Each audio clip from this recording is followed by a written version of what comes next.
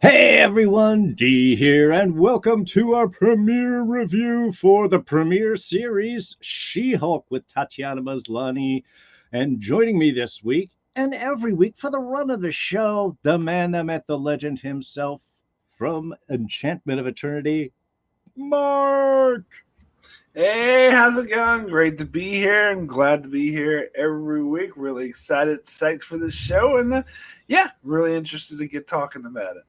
Excellent, excellent. And thank you everyone who has been so patient. I know we got started a little late or an hour late this week. We should be back at a regular 6 o'clock time, just, continuing technical hiccups.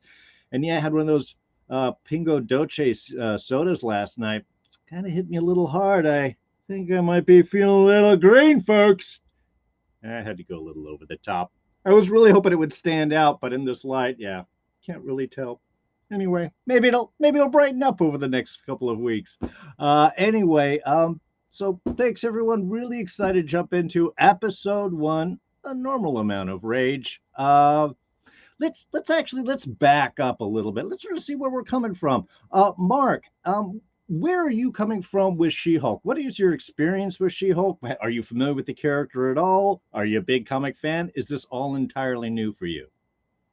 I'm vaguely familiar because I read comics when I was like 11, 12 in the early 90s, and I remember She-Hulk being a thing. I was never that big into it, but I had like a couple issues. I remember that it was more of a comedy and that she broke the fourth wall, Mm-hmm. that kind of thing. But I will say this is probably the Marvel show I was like one of the ones I was most anticipating. That is, after WandaVision came out Sure. and What If.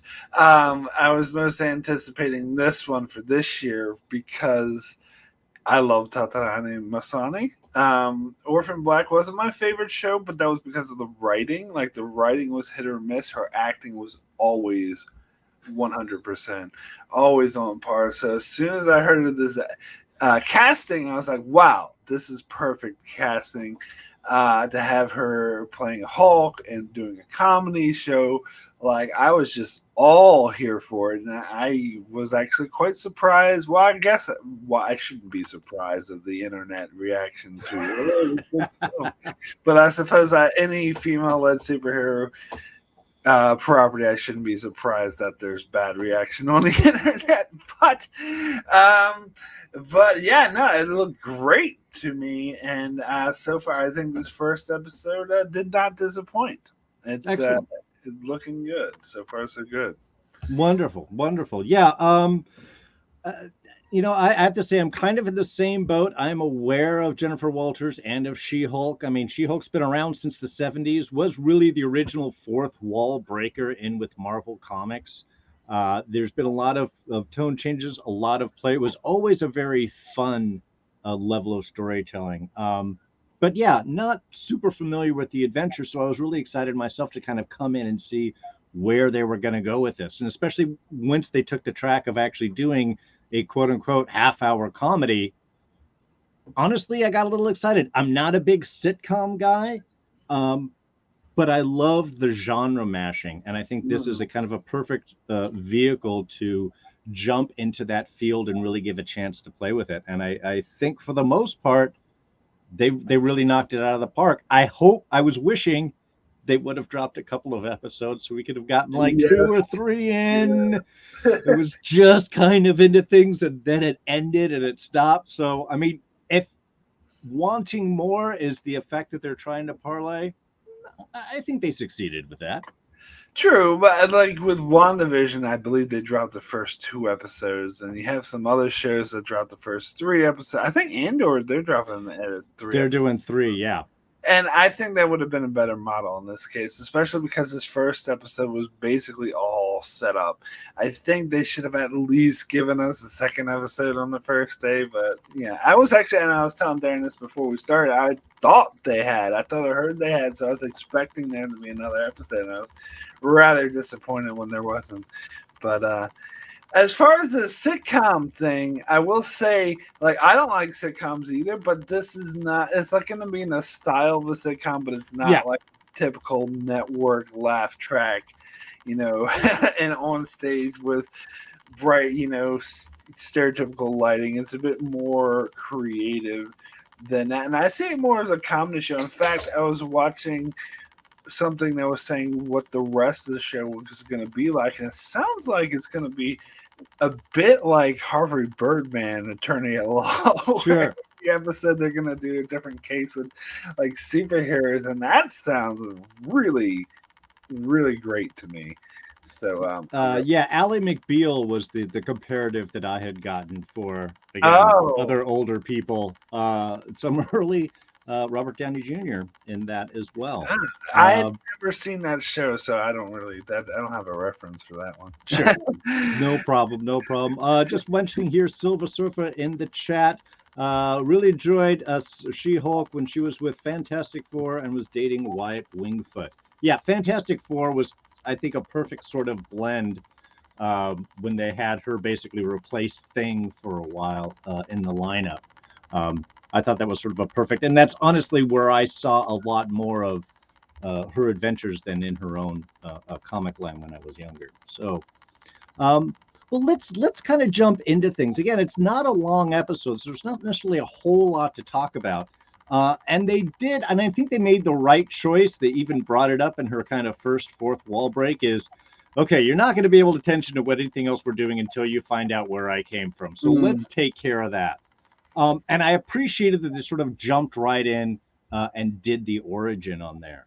Um, before I go further, I gotta say I do love the nice, not entirely subtle setup with her giving the speech on responsibility. With power comes responsibility, or civic responsibility in this case. Um, but already dealing with the issues with males and stuff, which kind of helps define She-Hulk's character here, is always dealing with mansplaining. I'm better than you. You need to smile more when you give this. I mean, they Um, were really hitting all of the points to kind of give that instant intro to, yeah, she processes things a little different than Banner, maybe, which I liked. yeah, I saw this review that thought they were hitting like the problems that women face, such as mansplaining and being not being taken seriously if they show any sort of emotion. Um, and then this reviewer I saw was saying that they were hitting that too hard and it was coming off as preachy. I did not get that at all. I thought they did the right level to sort of explain the difference of the character, but I didn't think they dwelled on it too much. I think they just like because I didn't think they dwelled on that mansplaining dude too much. He was just kind of there in the background and he was gone. So it worked for me. Yeah, and honestly, it wasn't until I did my second viewing that I was really picking up the, oh, I see what they're doing there. Because in first, honestly, I got it like, oh, it's the annoying, partner or person she's tied up with that's always trying to prove that they're better. It wasn't until second where I was like, oh, I see. They're starting to layer these small little things, the responsibility, and again, which how that really comes around in the whole case. But I will say about her first speech that it's interesting because it sets up sort of her storyline when because her whole thing is like I don't want to be a superhero, I just want to be a lawyer and go back to my normal life. But her speech was sort of saying that she's kind of evolved on that issue. So I think that was a great sort of little setup. Yeah, those that have more power, have more responsibility in that sense in the way that they exercise it. Yeah, I thought that was a nice, beautiful little setup.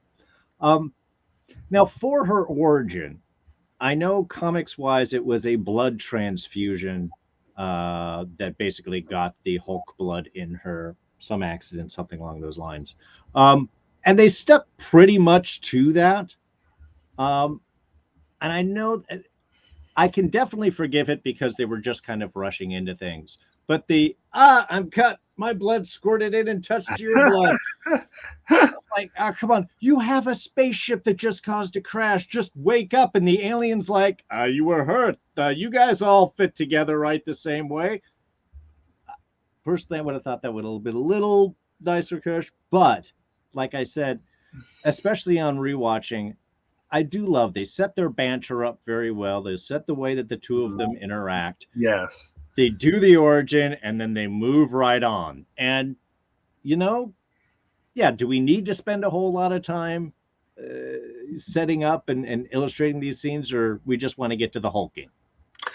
Yeah, I mean, I had that sort of instinctual or sort of voice in my head saying, "Well, that's a bit silly," but then ultimately I'm like, nah, who cares? Like, let's just get to the story. Like, I kind Right. of get what they're going. It's not really that. I've seen superhero origin stories billions of times by this stage. I don't need to dwell on it. Let's just go past it and, and get to the good stuff. But I will say the one thought that did occur to me was, hasn't Bruce Banner or the Hulk, hasn't he bled before in front of people? It seems like if like bleeding, that's all it takes to getting a little of his blood on you to turn you into a Hulk. Seems like a lot of people would be Hulks. Sure. I think they put in that she has a special gene that Yes, does allow yeah, her to do it and the thing and yeah. so on, which again is okay. Yeah.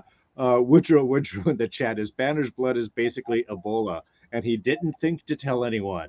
Uh, right, Silver Surfer. Why isn't Stan Lee from Incredible Hulk a Hulk? Because he drank some of Banner's blood. Yeah, that's that Pingo Dolce Soda, folks. Um, Oh, I yeah, didn't remember yeah, that. yeah. He got just kind of a wow, I think is the only kind of uh, response they got from him. Um, I think they're leaning into a little bit more of the I have to be cautious about this. But considering if we want to look back to Incredible Hulk and the fact that he had shared some of his blood with the leader there, or who would be the leader, um, who created a whole bunch of stuff and then was making things and duplicating it. I don't know how he was duplicating the blood, but uh, I guess he probably come from a point of like maybe I need to tamp down on this a little bit more. um, and I will say I like, and I actually watched this the second time. And they caught it the second time is that they mentioned that Bruce Banner mentioned he had this device that kept him Bruce Banner, because I think a lot of people were wondering when they saw scenes from the trailers of him as Bruce Banner, like, wait, I thought he was stuck in Hulk form, but now they explained that he's created this device so he could be in Bruce Banner form. Sure. And apparently I think because it was seemed to have been breaking too, that might have made his blood more potent Yes. than it would have been if he still had the device on. So I think they were trying to cover all of that without going, yeah, we don't want to spend a lot of time. Blood, they get it. They're Hulks. Let's move on. You know, it's like that scene from Rhodey in Iron Man 2. I know, I'm here. Let's move on. Um, so, and one thing actually I found that was really interesting. They start to establish it, I think, really well, even those first scenes in the car and then throughout the episode, is just how lonely Banner is. That he's got no one else. He kept talking about, yeah, my friend and colleague, Captain America, Steve Rogers. Yeah. Oh, yeah, Tony Stark, my friend. Yeah, you know, the Tony Stark. He would do all these things, but it's like there doesn't seem to be anyone else around, Yes.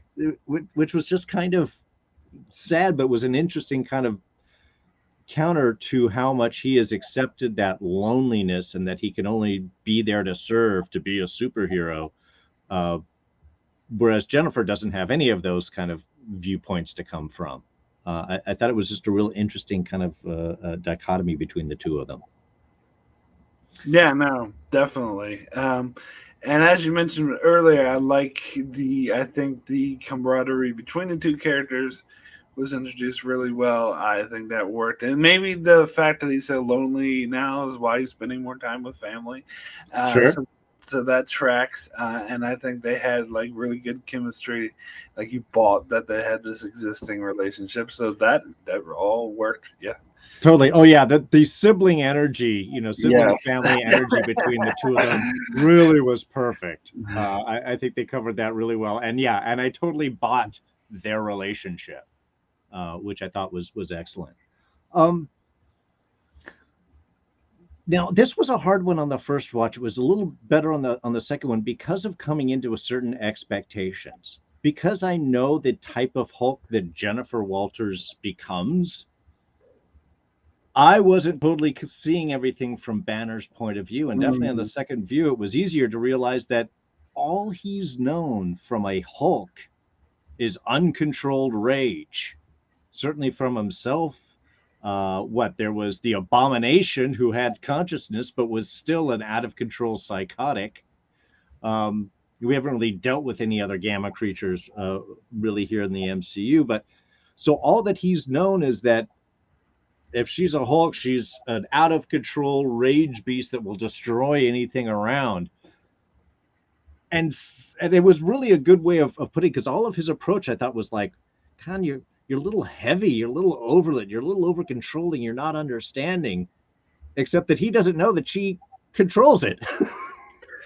Yeah, I think that worked a little bit better for me. I think at first I had that same sort of misunderstanding. It's like, but once I understood that's where he was coming from, that made a lot of sense because that's what he had to go through.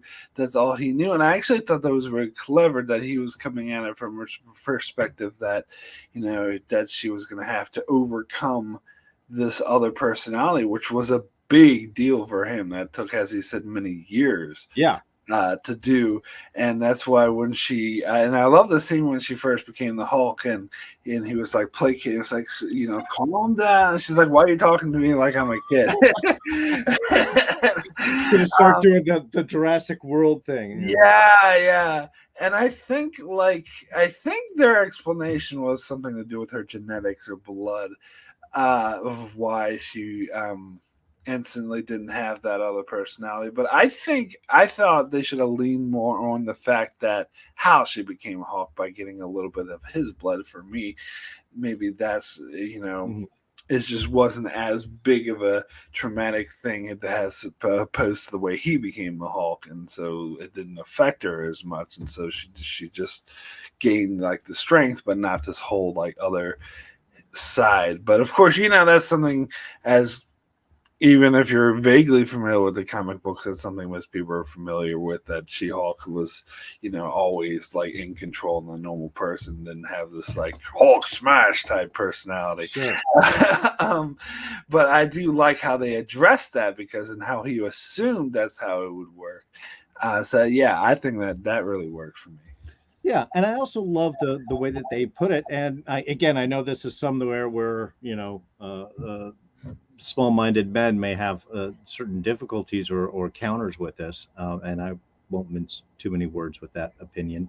Um, but the way that when she talks about that anger and fear are the baseline of any woman existing. Look, I've got a wife, I've got daughters. I know the variabilities and intensities of emotions that can come around. I know they have a much higher tolerance for pain than men do. Just the way they process these emotions and again have to deal with them all the time. I thought was also a great explanation of, yeah, I can control my anger. I mean, what was it that Banner had in the Avengers? Oh, that's my secret, Captain. I'm always angry. Yeah. In some ways that's her. She's just always has to kind of clamp it down. And that perfect later example of like, look, when I get the cat calls, when I get a man partner trying to tell me that he can do it better, when I get so angry, I literally could be murdered if I expressed that anger, depending on where you are. And that's a reality. Um, Yeah, I mean, for me, I took it as her experience is just different than yeah, his. So she would have a different way. She has different experience with already having to cope with anger and stuff, and so she would approach it from a different way. I didn't. I think she was implying that like I already got this, but I don't think she necessarily does. Like I think there is some things that she was just being sort of could have learned from him, sure. but because, for example, when she is at that bar and those men are catcalling and sneaking up for her, she does lose her temper, Sure. and she does can be the Hulk. But I feel like later and after that montage, she would have been in a better position now. She understands her abilities to be a better position to control it. Yeah. And I thought that that worked again with that personality is the fact they were constantly trying to outdo and one better each other's. Even the beginning with the and look, I'm going to say it. It is brilliant. Cheetos and chopsticks. Yeah. And she's like, "See, I'm not the only genius in the family." He's like, "Oh yeah, there's Chet." Uh, just like, "Oh yeah, there's the other one." Again, it's that perfect trying to outdo Yeah. Banner or to outdo Banter. And Yeah. then once he finds out that she doesn't have the altar, he's like, what is this feeling? Is this jealousy? Is this the heck? I had to deal with all this stuff and you don't have to?" But it's but again it goes along with the great sort of and I know they're cousins, but the great like sibling Mm-hmm. relationship that they established that works very well and how they have that sort of competitive side and just yeah, it really worked for the chemistry for the show. Made it a lot Mm-hmm. more interesting. Totally, totally. Woodrow here in the chat mentioned Ruffalo's Hulk always lacked depth. Even in Maslany's voice acting was top notch compared to Ruffalo's blandness. That's a fair opinion on that. I personally really like Ruffalo's Hulk. Yeah, I really like him in Avengers. I don't necessarily like him as Professor Hulk or Smart Hulk, just because he's not as much fun. Uh, I mean, well, Endgame is the only movie we've seen him right as Professor Hulk. yeah, Yeah, so I know for me, I feel like I know we've seen Ruffalo in a lot of movies, the Avengers movies, Thor, Ragnarok, and but because he's never had his own movie, I feel like that's why I don't really have that more of that tight of a grasp as a character compared to some other Avengers who have had their own movie. sure, fair, fair. But Um, for that yeah, reason, I love seeing him again, though. It's always great to see more of him.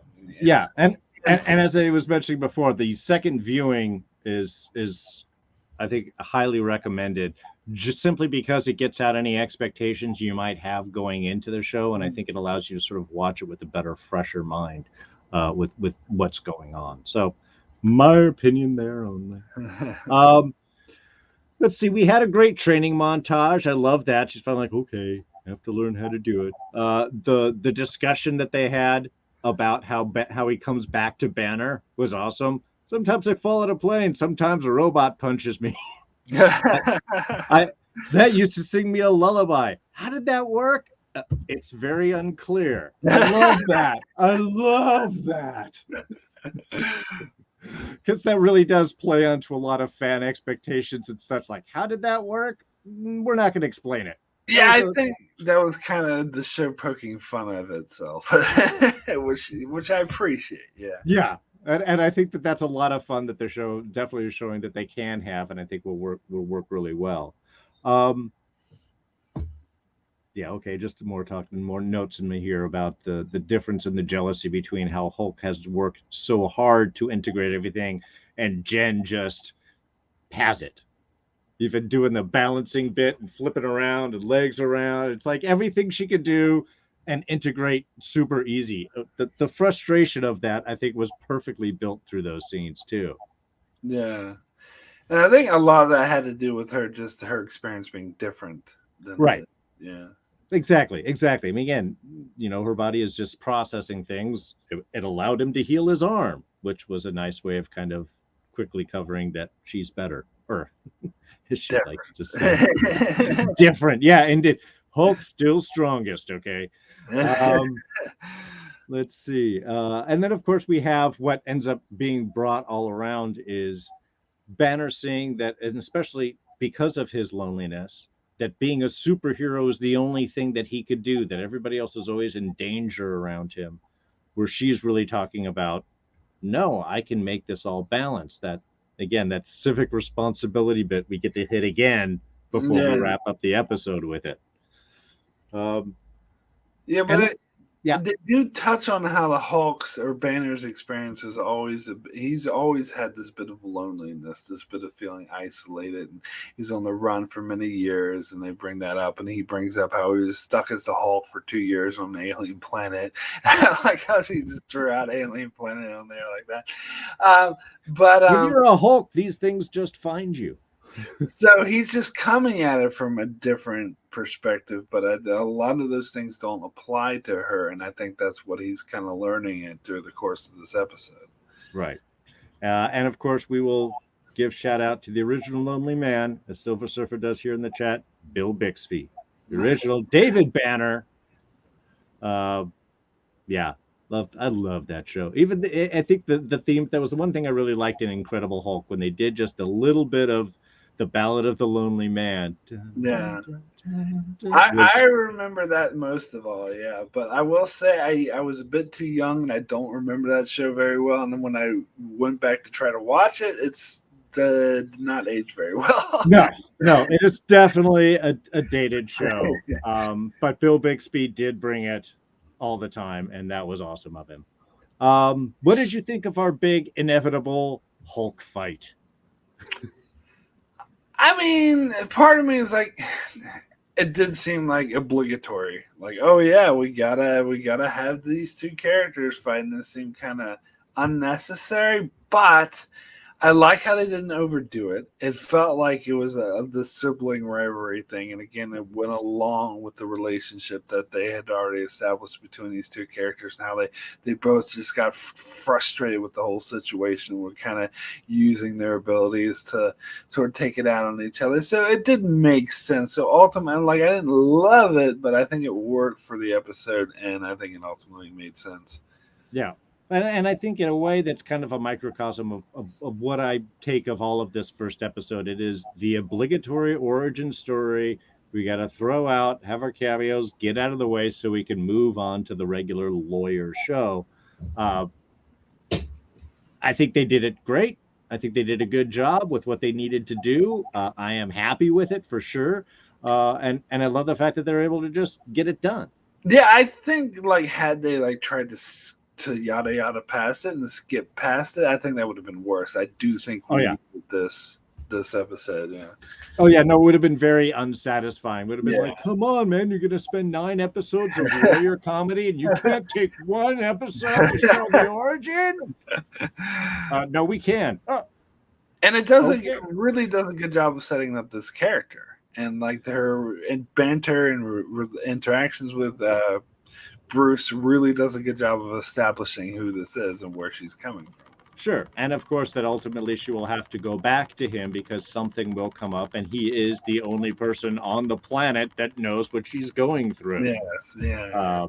And of course, if you're going to have Ruffalo around, use Ruffalo. Yes. So yeah, the lawyer show return again. I love that was brief. I love that it still builds upon that sign of cult civic responsibility of, well, you're a Hulk now, something goes wrong, you're saying it in your closing argument, you kind of have to do the right thing.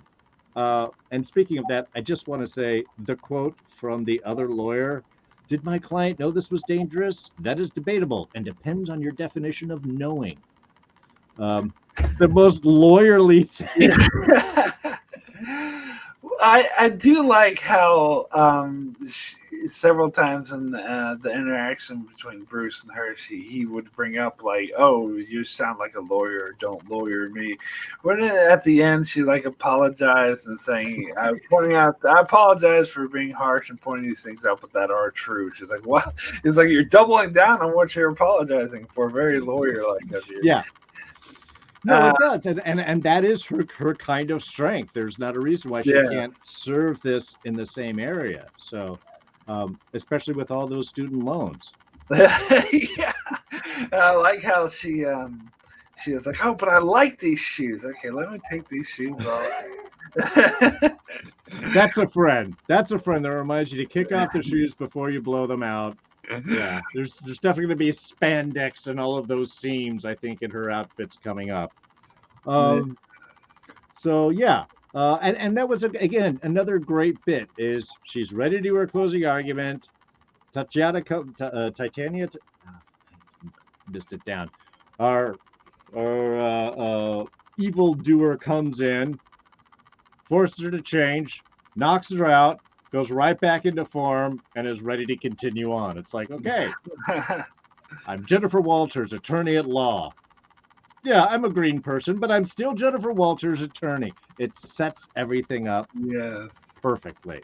And it is great how she's able to get in this like Hulk fight and then go right back to okay, now where was I? Like it really like shows how different she is from Bruce and establishes her kind of character. Yeah. And obviously, this is going to cause the problems, which will cause her to go off in this other big lawyerly direction, which we'll find out next week because we have to wait. Though we Yeah. didn't have to wait to find out that Captain America is not a virgin. I like that they cleared that up. She's got all of her clues and finally just breaks him down to a girl in the USO in 1943. I love that. I like how that's how they started the episode with her going, all right, so he did all this, and he got in war, but so when did he didn't really have time, and he was trying to end. I like how she faked being drunk to get him to. I was like, oh no, poor him, he died a virgin. It's like, no, he wasn't a virgin. It was like, gotcha to admit it. Now I heard like a reviewer saying that some people might be like think that this is sacrilege or upset to give this information on Steve Rogers, and I'm like, really? Like people are just that like concerned about a TV show or fictional character that they get upset over something silly like that.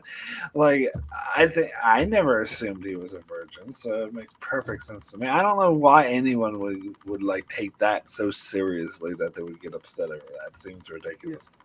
I think actually in Winter Soldier, I think he makes a comment to Nat when she's joking him about, have you ever kissed anyone, or are you a virgin, or whatever. He does say something like, look, I'm a human being, I'm a man, or something like that. He does sort of give an implied statement there that, he may not really be a virgin. But yeah, does that matter to anyone's full potential of living a complete life? I don't think so. And honestly, I love the fact that they dropped an F-bomb without dropping an F-bomb Yeah. in the tail credits. It was the perfect way to end it. And it's like, okay, again, this is the older teenager level of the Disney. It's like Disney programming is from everyone 10 to 19. Where do you fall on? I do feel like in some ways this show's probably like a preamble to Deadpool joining the MCU.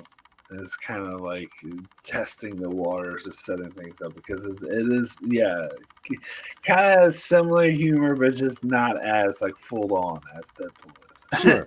It would actually be an interesting end credit scene in the final episode to have her addressing the thing and then Deadpool walking in like, you see them too?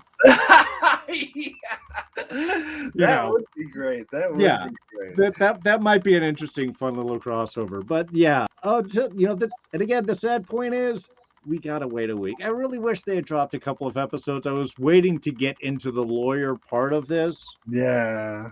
But again, if building expectation is what the show's attempting to do, I'm good with it.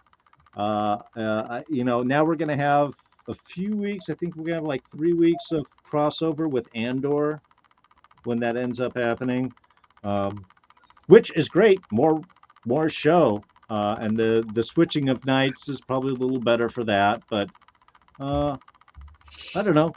Give us the 3 episodes now, and then you could end She-Hulk and go right into Andor after that. You could have done that. All I'm saying. That's fine.